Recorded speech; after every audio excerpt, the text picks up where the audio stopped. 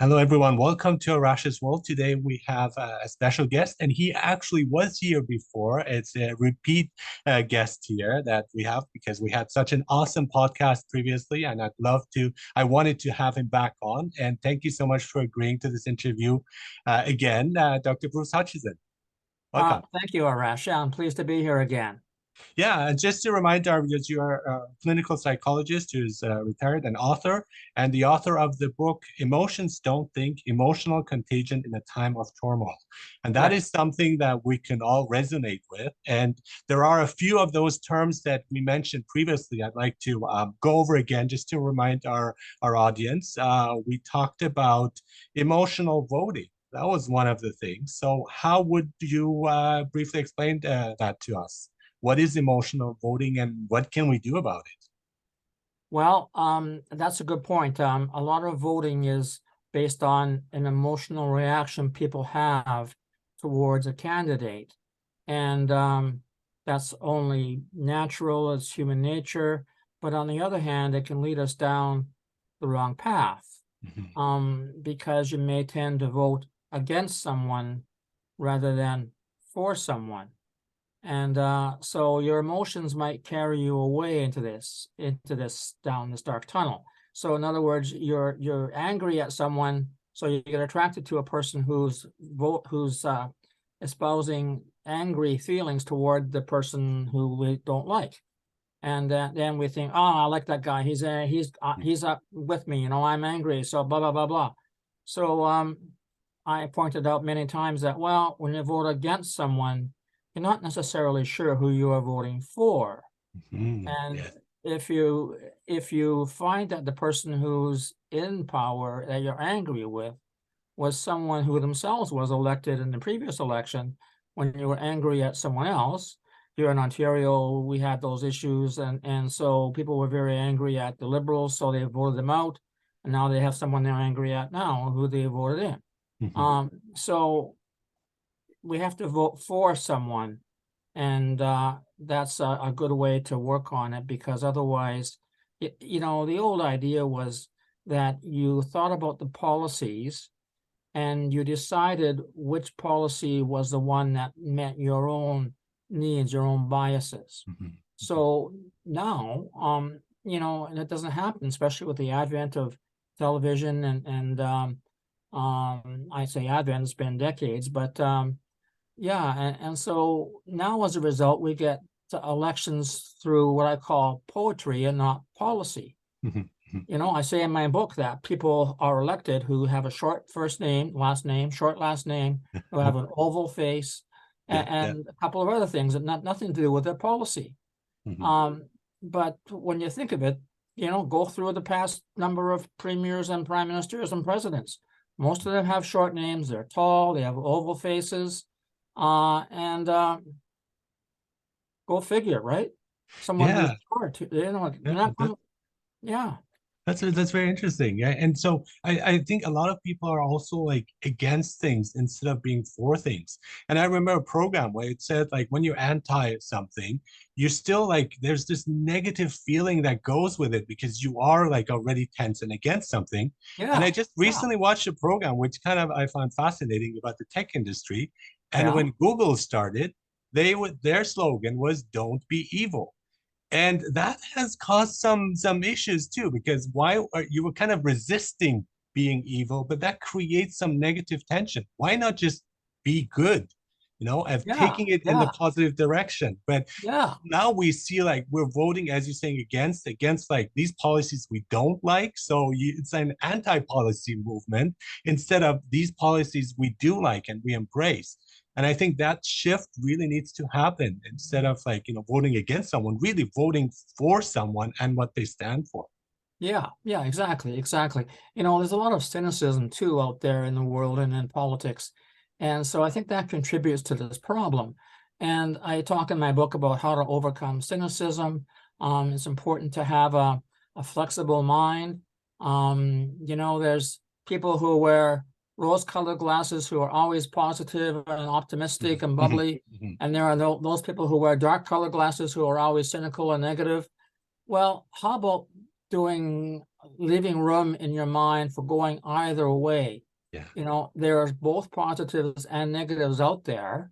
Yeah. Negatives tend to stay in our mind more because they tend to be hurtful. And so we feel that emotionally, and that produces a lot of emotional contagion as people are depressed, cynical, angry, and so on. And then we pick that up from others who are also feeling similar feelings, and that strengthens it. And then it gets stronger, and then we get tunnel vision, so that we're all into this negative thoughts. Instead, take a look at the positive aspects. I'm not saying that one shouldn't think negative thoughts. Mhm. I'm saying we need to make sure that they're realistic, accurate, and also make sure that you have a way to overcome the problem that the negative thoughts are warning you about. And also take a look at perspectives, because there can be a positive perspective to something as well. There's always truth in something that's going on, Mhm. in my But it's opinion, it's right? that black and white thinking too. And even like when it comes to policies, there's like I think there's that middle ground, that gray Yeah, area where I think like, certain parts of it I agree with, certain parts I disagree with. But I find like now we have like two options and you're either this or that. And if you just barely move in the other direction, you're seen as a traitor or as a hypocrite and not espousing that view.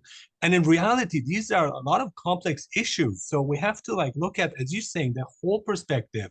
yeah, And there are some I lean towards one way, but I might not disagree with the whole spectrum of it or with the whole like point of what they're saying. So, and it exactly. causes a lot of confusion for people everywhere, I think.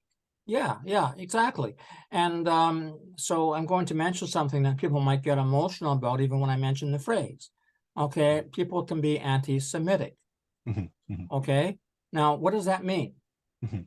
Okay, if I say one negative thing about, the Jewish people or the state of Israel, I can be labeled anti-Semitic. Well, that's not correct. That's not reasonable. Well, Just currently there are a lot of anti-Semites in Israel with the protests, so it's actually probably as a majority who are protesting, as you're mentioning. So that's exactly it, right? It's just like in confounding, Israel, really. confounding in Israel, right? And Okay. so they are again criticizing their own government, and it's also like as you're saying, it's like governments should be there to be criticized because that's what how a democracy would work, where you say I disagree with this, and then having that backlash of something like oh we disagree because of this and this and not Mhm. the policy is confounding the issue, I Yeah, think. exactly. Well, there is a theory out there that the Jewish people are still experiencing emotional after effects of the Holocaust and the war and all these things. And it was very tragic, of course. And so it would be for all of us. And if our race or our nationality was a target for violence. And so I can understand that. But on the other hand, people think that a lot of the people in Israel and other places and other areas of the world are reacting from emotion as a result of the trauma they may have experienced. In a sense, it's a form of delayed PTSD, post-traumatic stress disorder. Yeah, yes. Okay. Now, that's not an official diagnosis, of course. People are going to say, well, I think all people in Israel have PTSD. No, I'm not saying that. That's not true. But when you think of it, there's been a lot of trauma that we've experienced in the news, and with media the way it is, you get a lot of high definition sound. You get a lot of real rich color on your TV. It's very real. And so when you interview people or they're interviewed on TV and they're talking about the trauma they've experienced, that can produce a lot of vicarious trauma in the people watching it. And so, and that becomes scary. It brings up the emotions. And when that happens, the emotions get involved and in further decisions. That can produce some of the emotional voting. Well, I'm not going to But vote that's for when that guy because he's whatever, blah, blah, blah, blah. that's fast thinking, as you mentioned, and that's like Yeah. something where the emotions in itself, it doesn't have to lead to a certain action. It's like No, you hold it, you take it in, you wait for a few moments, you let it kind of simmer, and then you act, but not on the spur of the moment. Because I know when I exactly. get into an argument with my wife, the thing that I want to say immediately is usually the worst thing I would say, and Yeah, it's usually exactly. best to just calm down, talk about it Yeah, maybe a few hours later, a few days later, where the emotions are calm. And I think we have to do that. These emotions are not bad or wrong in themselves. It's like it's a necessary part, but not to act upon it immediately, I think. exactly, Yeah. exactly, exactly. It's a natural, normal part of being a human being. Mhm. Our bodies are hardwired for the old cave days. Mhm. And the amygdala reacts right away when we're afraid of an animal attacking us. But, there are not many animals around now in the cities who want to attack us.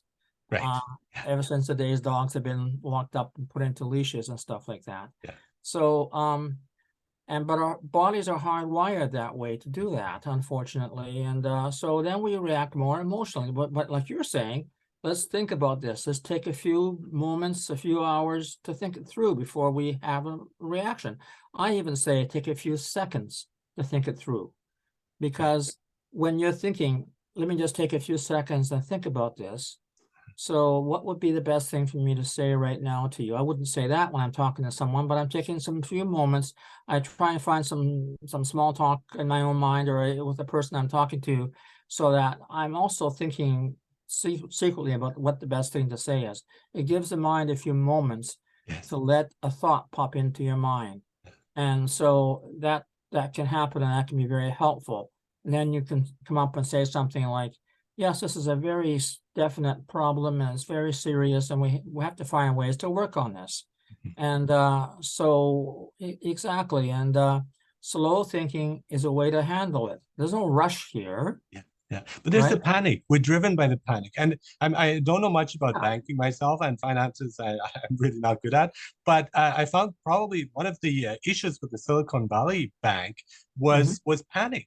And so Yeah, nowadays you can withdraw your money immediately. So suddenly all these people, this rumor spreads around. It might be true, might not be true, but then people overreact, and at the click of a moment, suddenly they take out all their money and the bank will collapse. And this is like something where we kind yeah, of react too quickly. We don't think things over, and it's part of our culture too with the technology yeah, nowadays, yeah, because you want your food delivered to you immediately. You can take out your money, you can deposit money, you can transfer money, and all this is now making things too rushed, I think. And I I think agree completely. we should Yes. really slow down. And Yeah, it's like that fight could lead to an immediate divorce. And people talk about that in the rush of the moment because you're not yeah, using your reason, and you probably can't because your body is interfering with it, your yeah, hormones and all your chemicals and so on. But just kind of to take it easy, and it's like, is this really what we want? And asking yeah, yourself. And yeah, I like to see people scrutinize and analyze their feelings. Why is it I'm feeling this way? And is this really the way I'm feeling about things? I yeah. had a peace activist, an Israeli peace activist on my podcast, who does this wonderful thing of putting people together, of bringing both Palestinians and Israelis together, Excellent, excellent. mostly women, to Hmm. share their story and not to judge, just to share it in either way. And Yes, what she has exactly. found that people suddenly change a lot of these preconceived notions that they had and prejudices. And it's like, I never knew you had to go through this. Me too, I had to go through the same thing. Why are we engaging in this conflict? What is the point of this, right? But seeing it from an emotional view as well. I mean, Right, the right. emotion can be used in a very positive way for positive change if Yes, we're channeling in the right direction. of course. And that's very true. I think the emotions are taking over a lot of these things. And so when people can reflect on it, what's causing the emotion, that's true. That's one aspect. And also, how do you handle the emotion, as you're saying, when it hits you? Mhm. Just take a few seconds, pause, speak more slowly. Like you're saying, slow speaking is better. It gives the mind time to have different thoughts, and then you can react in an easier way. It becomes more calming and relaxing.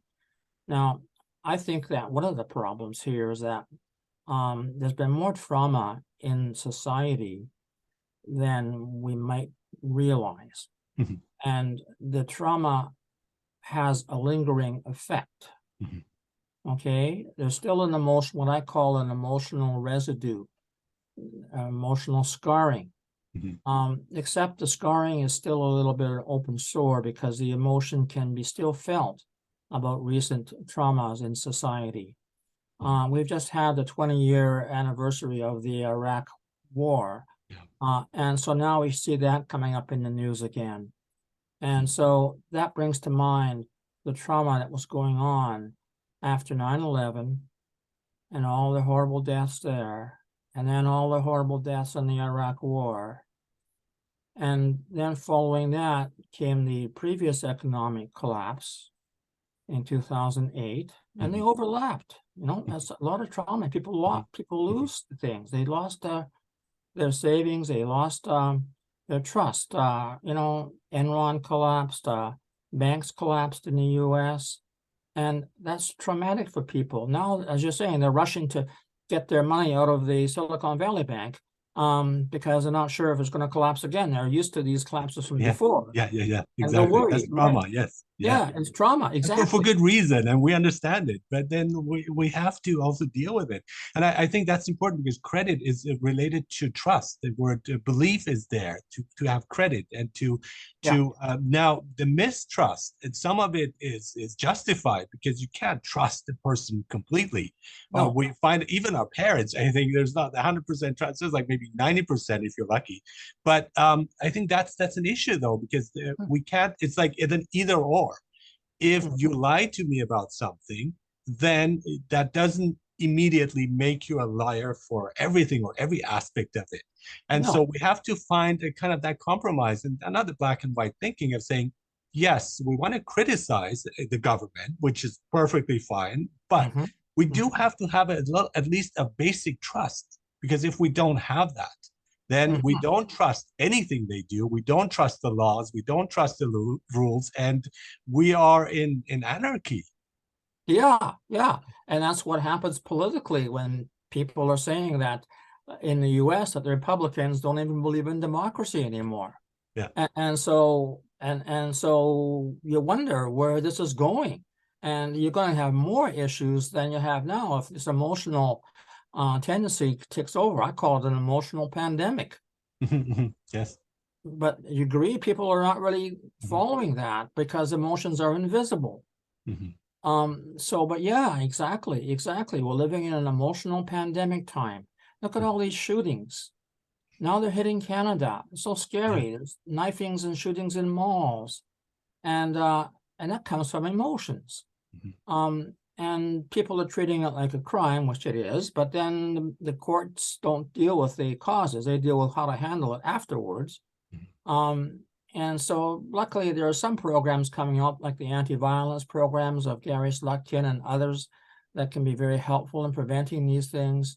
But still, there's a lot of controversy over, as you know, the issues with drugs and abuse out there in BC and all over the country and in the States too. And and all over the world, the drugs are very strong and people are against allowing them people to be more flexible with them and allowing some of the, I forget the terms right now, but some of the treatments that physicians are giving them by allowing them to have some version of the shots of the drugs that are dangerous. Because if you give it to them in a more mild way, it can become easier to handle. And so I think the problem here is that when people see those who are having troubled situations being, they might perceive it that they're being favored or being catered to. And so I say, no, that's just a way of treating them. It's helpful to overcome it. And the same thing goes with providing housing for people. And well, it's much better than providing the other house that they give people, which is called a jail, which I used to work as a prison psychologist, and I would say that's a school for crime. And do you want to send a criminal to a place where they're going to get more lessons on how to commit crime? That doesn't sound very smart to me. They get better at it when they come out, right? Because they have all this experience and classes there. So that's not what we want. Yeah. No, exactly. And I shouldn't laugh. I just laugh when I say the irony of it strikes me so hard. Yeah. So, wow. And I think a lot of the policies that are out there are designed to appease the voters who might believe in these quick fixes, punishment, the emotional kinds of reactions. And people who vote emotionally will say, yeah, I like that. I'm going to vote for that guy.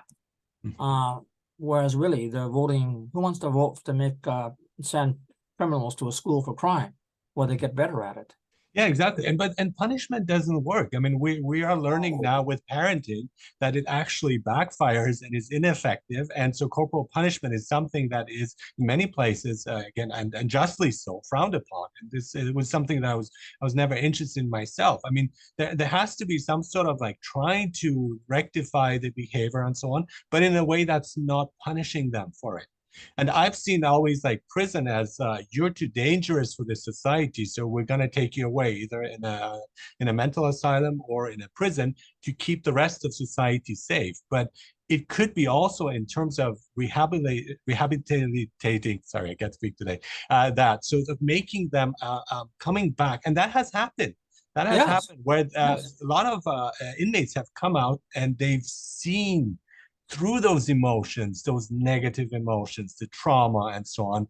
And they've come out much better people afterwards through that sure. experience and have not turned into the hardened No, criminals. they haven't. So, No, so no. there is that possibility, but I think we really need to like delve into that and foster that as well, instead of the notion of punishment, of Mhm. hurting you harder, or Yeah, even if we look at politically, sanctions. I mean, that's the new form of punishment and it is necessary in many cases, but there has sure. to be a better way of doing it because it Yeah, hasn't been effective. it hasn't been. No, I agree. I agree. Yes, I think we need to do some research into these factors, like maybe there is an up to date on the research. I don't really know. But I think it's important to determine if someone has come through prison and they're doing well after they're discharged or released, why are they doing well? Would they have Mhm. done well without going to prison? Did they get therapy when they were in prison? Did they Mhm. learn a skill that helped them function? Did they realize their wrongs? Yeah. Or was it just a matter that this is what the way they would have been anyway, even if they hadn't been sentenced? Oh, good Sometimes point. Yeah. after one crime, the person gets shocked enough when that straightens them out. But Yeah. who knows? But you have to do research to know which is the case. They don't do research like that I know of. Mhm. And if someone knows about that, then please let me know. Mhm. Because I'm sure that there's many ways. You see, that's the concern here, that with the court takes over, they don't really emphasize ways of preventing the crime or ways of rehabilitating Mhm. the Yes. person. Exactly. And so, yeah, and that's what we need to focus on. There are ways, and society has done it. It's been many successes. Don't get me wrong. It's not black or white, Mhm. all or Mhm. nothing. Exactly. Yeah. That's it. Yeah. Yeah. So, and congratulations to people for doing that. Yeah. And that's what counts.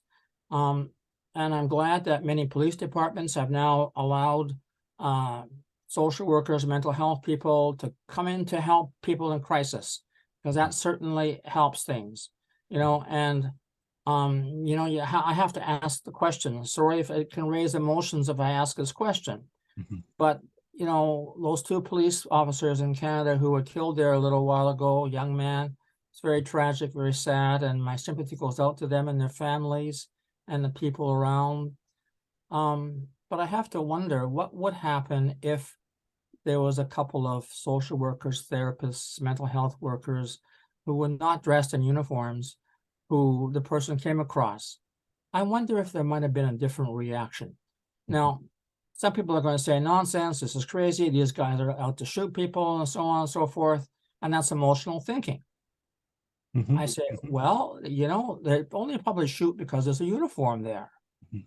And cops, I know from being a prison psychologist for many years, the cops are the worst hated enemies of these guys, right? Yeah. And I guess that's understandable, and they should be in a lot of ways, sure. But what are you going to do if you see an enemy right in the street right away and you got a gun in your hand? You're going to kill him. I'm not recommending that. Please don't do it. Yeah. But you know, because that's a human being, a person with feelings, with families and needs. And a lot of police are very good people. I know some of them, they've been very good, Yeah. very helpful. But on the other hand, what if it was a therapist who was there? What if there was such a thing called street therapy? There is an approach I'm not very familiar with it called sidewalk epistemology, where some people are being trained out in society to handle people who are protesting things and come across them in a way and talk to them in a nice, calm, therapeutic way. Develop a relationship with them, even on the spot, and say, well, for example, we'll start with the weather. How do you feel about the weather today? Pretty nice day, or pretty lousy day, right? Whatever. And then go into small talk with the people. And what kind of sports do you like? Do you follow sports? And someone may say, oh, that sports is full of shit. And I'll say, well, okay. And say, always look for some agreement with somebody. Say, yeah, I can see how you feel that way. They make a lot of money and it's crazy. That's ridiculous. And so people want to be heard and understood, right? And if you do that, then you can start to develop a relationship with them. Don't argue with them right away, because that's not going to work. And then you're not going to develop any progress that way. But I think the word here is really mistrust, because they are not trusting. You're not trusting the person in uniforms, and you're not trusting the person who has a different political belief, or you're not trusting the person who has a different religious background and so on, or ethnic background. So that is already not a good starter. I mean, so we have to really look past that and say, I'm going to give you a chance, and you're not necessarily a representative of everyone. You're a unique individual. And I exactly what you're saying. But what I'm seeing is there's like more hatred towards the police, and we see this more coming out through these actions. Now, on the other side of things, again, the black and white issue, where police knows there are certain bad apples there, but they don't do anything about it because they're afraid of the perception that the public would have, and then it just gets worse.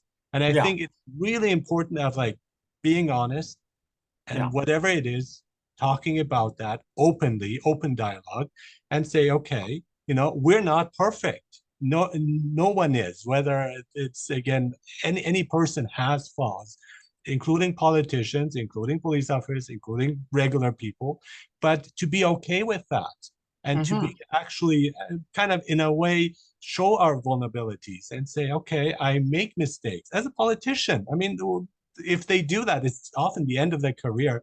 But now it's gone in the opposite direction, where the more failings you have, the more popular you get, especially in the United States, when we see all these scandals. And in the past, I think that would have like stained them, but now it's like, how far can you go with your scandals? How much can I get away with? And that is also not good. So it's just like this real mess that is happening. It adds to that sense of demoralization out there and cynicism that people have, and they think there's always going to be a scandal. And put it this way, there may be scandals quite often, too often. Sure, I agree with that, but not every single time. There are many good people out there in business and banking and different walks of life that can be very supportive, very helpful. But because the pain stays around longer, those people who are negative attract the attention.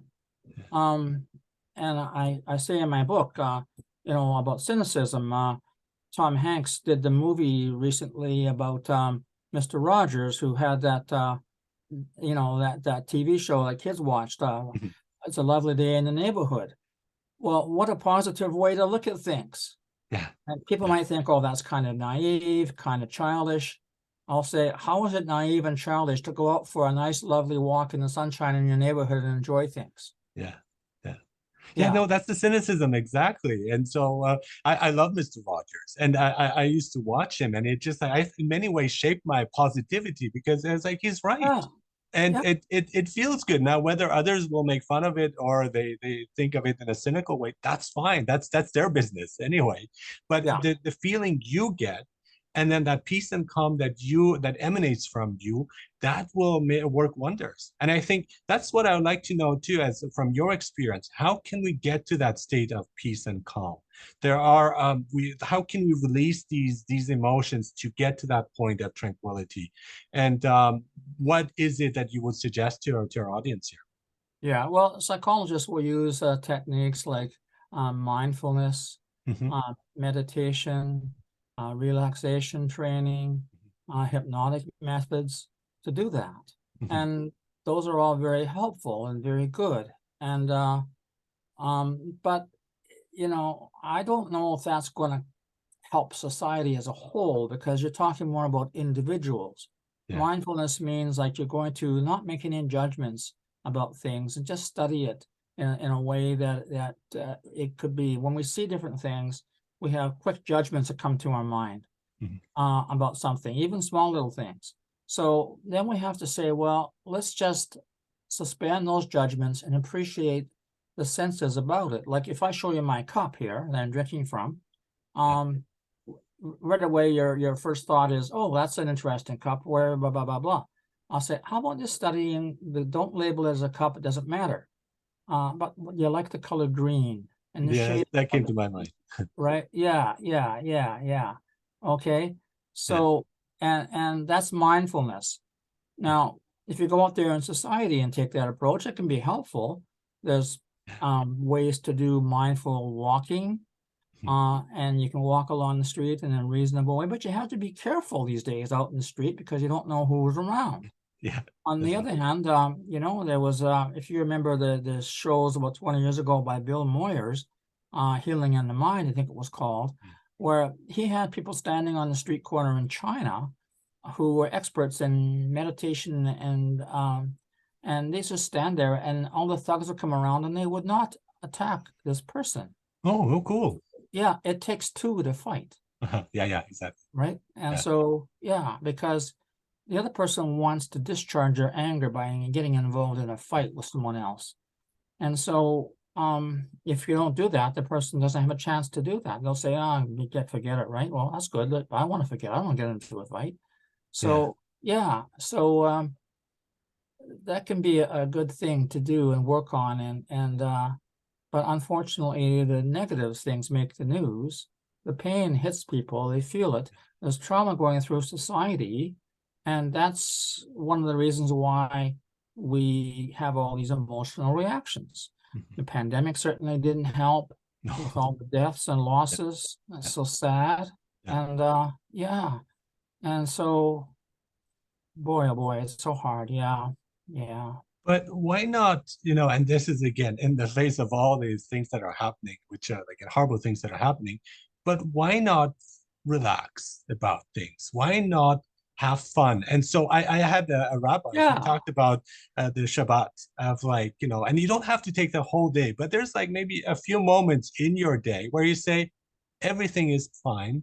I am happy. I am enjoying this moment. I'm not worrying Yeah. about trauma or this or the news and so on. This moment No. in itself is perfect, and I am perfect in this moment.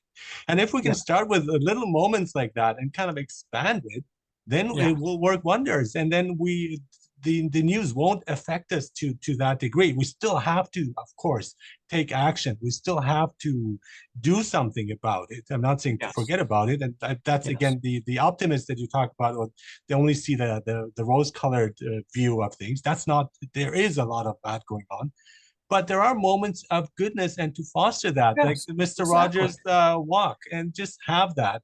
And you can always Yeah. go back to that. Even if the Yes. situation is horrible, that place always exists for real. Yes.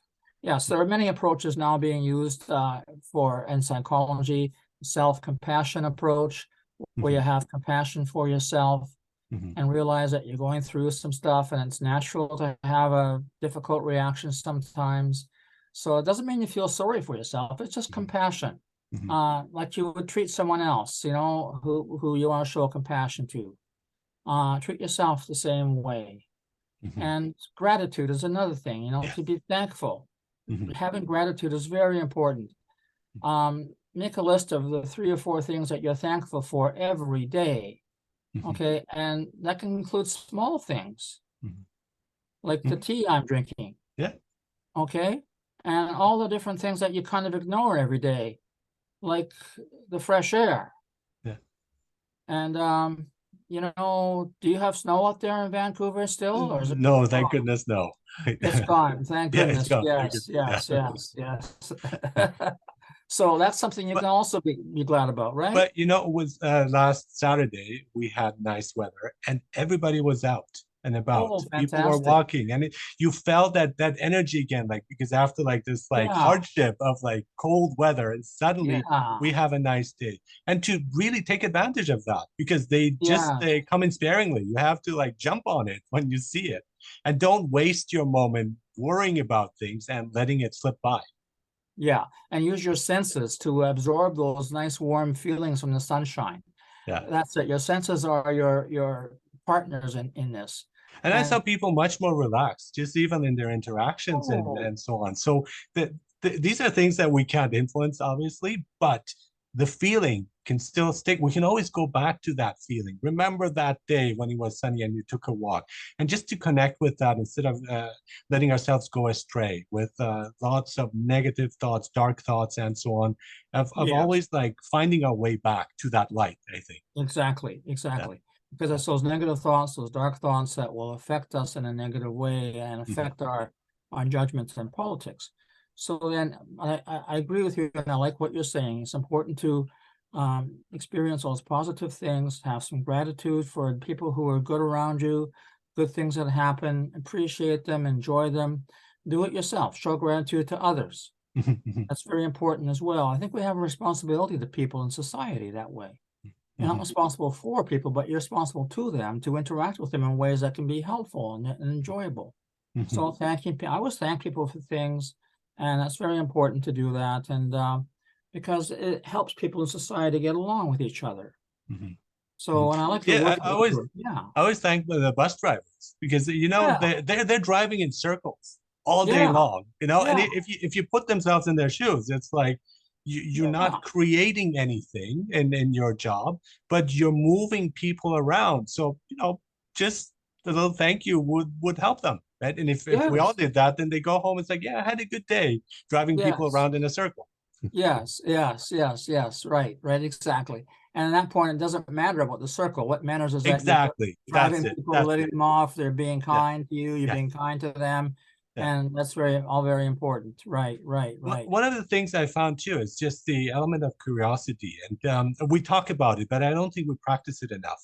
And so when somebody has a very different point of view, instead of like going on the defensive or disagreeing with them immediately, Yes, just think like, that's interesting. And yes, that one thought will stop you from reacting impulsively. And it's like, that's yeah, an interesting way of seeing things. Now, I don't have to agree with you. I not immediately. I have to think it through. Maybe I will, but blocking yourself will not have that dialogue, conversation, openness. So yeah. curiosity about the other person, I think. Curiosity, right. Mhm. And you don't have to agree with everything that that Mhm. person is saying, Mhm. but you might agree with a small part of it, Yeah. Yeah.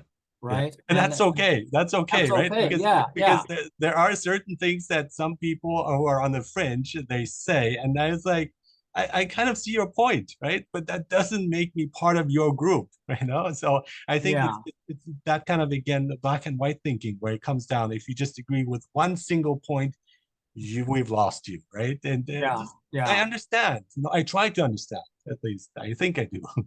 I think we see trends in society that we might ignore or not realize that they affect us. In my mind, there's more panhandlers around now than there were 10 years ago. And I shouldn't even call them panhandlers because these are unfortunate people who are looking for ways to get some support. So today I gave someone a toonie and helped them out, and but I don't want to overdo that. Again, you have to be realistic because they're going to Oh take yeah, money and do who knows what with it. yeah, yeah. And so I've had the experience as kind of humorous in a way. And when I've given panhandlers, $5 or $2 or something, and then a little while later, I see the same panhandler in the store buying lottery tickets.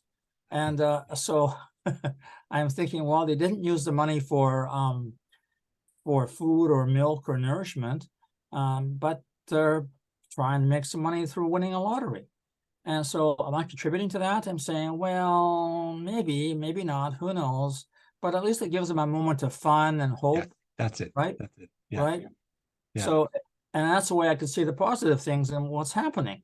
See, yeah. if you take it from a tangible way and then something in a specific example, it's easier to use it that way. So think of small things that you can use where you can think of a positive thing that something that's happened in your daily life can be turned into a positive thing in your own way of thinking about it. Yeah, years ago when I went to Glendale with my family for the first time, visiting my uncle, and I took a walk on my own to go to the mall, but I didn't realize that I spent too much time there, and I was then walking back and it was getting dark, and I Mhm. didn't have any money on me, and I saw this manhunter, just to use that word, this a homeless person who was also coming up towards me with a plastic bag, and I was immediately scared because this was a new environment for me. I felt like threatened. And Mhm. so he asked Mhm. me for change. And I said, I do not have any change. And then he asked me, what are you doing walking around at night? And I said, well, I'm just going home, but, it got a bit late. It's getting dark. He said, this place is not safe. And take the bus. And I said, well, I don't have change. And guess what he did? He offered me money to take the bus. Oh my And goodness. and so my immediate thought was he's gonna rob me and attack me, and he Yeah. offers his help, and he has no money to his name. Oh So my I think goodness, I think Suresh. that That's that really amazing. opened up my mind. It's like I should not judge people, and Exactly. on that. And we do see that all the time as well. So we have to be careful. And that's when I think curiosity. Okay, I'm interested. I'm curious about your Yes. situation and Yes. to see you as a human being, not as a panhandler or Yeah. again a teacher or police officer or psychologist, but there's that other element that we have to take into account too, The human element. the Yes. human Yes. element. Yes. We all get to where we are from a place we've been. And so we all have a story. Mhm, And we've all had parents and we've all had relationships and mhm, friends and people who have meant a lot to us. mhm. And that can be important. Even the people, the labels take that away, don't they? They do. If you see someone and you label them as a panhandler, it removes all these Mhm, human feelings from them. mhm. I'm But more then curious. also your own personal experience, because when you say that, that person comes to my mind, and it's kind of softened. And when you say like police officer, I worked with them, and before I Yeah. was kind of scared, but I worked with them, and they're really fun people, and they're funny too, which Mm-hmm. we don't see. We don't Mm-hmm. see in their regular interactions because they No. cannot show that to other people, right? So I Right. think once you see that, so your schema, if you will, has Mm-hmm. changed and it's filled with Yes. some negative stuff, but also good stuff. So you have a more balanced perspective instead of Mm-hmm. keeping it as one thing. It's like red file that you don't want to go to, or it's all negative. Curiosity is so important, isn't it? It Yeah, opens up the mind to look at things from a different way. yeah, Yeah, when I worked in a prison, I used to play softball with the prison guards, and they were all good people and yeah, fun people to be with. yeah, exactly.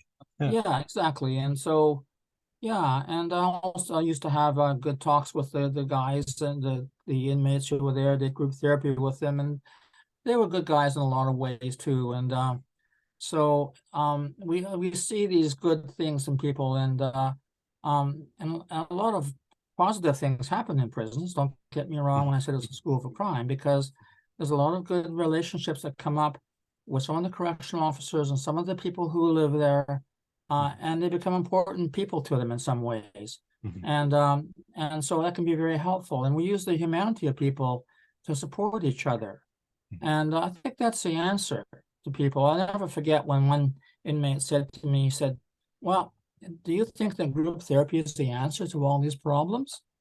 And I had to stop and think. That's very interesting. mhm, Maybe there's something to that. mhm, You never know. mhm. Yeah, never know.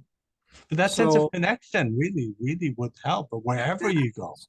Right? yes, Yeah, yes. and And that's especially with people who are different from you. It's like opening up and saying, "Let's go to this place. Let's open it up. Let's open up the mosque or the synagogue for other people as well. Come in, take a look at us. yes, Let's not hide it. Let's not keep it hidden, but let's open it up to everyone so you can see and you can yes, experience it too and decide you won't like it. That's fine, but at least you got a glimpse of it, and when you talk about that, you know what you're talking about. No, but yes, yes. most of us, well, many people are quite ignorant about things, and they're opining about things that they know very little about, or people that they know very little about as well. Yeah, yeah, yeah. Many churches are now allowing people from other denominations, Mhm. other faiths to come into their buildings and share the experiences with them. And I think that's very important too, to do that. And I agree with that. That's very good. Well, this has been very relaxing and revealing for me. Very interesting. Yeah, I like Yeah, the idea of yeah. being curious about things Mhm, and mhm, accepting mhm. things. Yes, yes, yes. That's very good. Very good. Yeah, Yeah. and thank you very much for being on Rash's World. Again, I want to remind everyone your current book is Emotions Don't Think: Emotional Contagion in a Time of Turmoil, and the term emotional contagion is talked about more too. There we go, right? For those of us Yeah. who can see it, and it's something that is coming to the forefront more, and that is a good thing because we need to talk Yes. about that. Exactly. We do. We do. And thank you for all the help that you're doing to help Absolutely, everyone, it's Arash. my Yes. absolute pleasure. Yes. Take care. Okay. Take Okay. care, Bye-bye. Dr.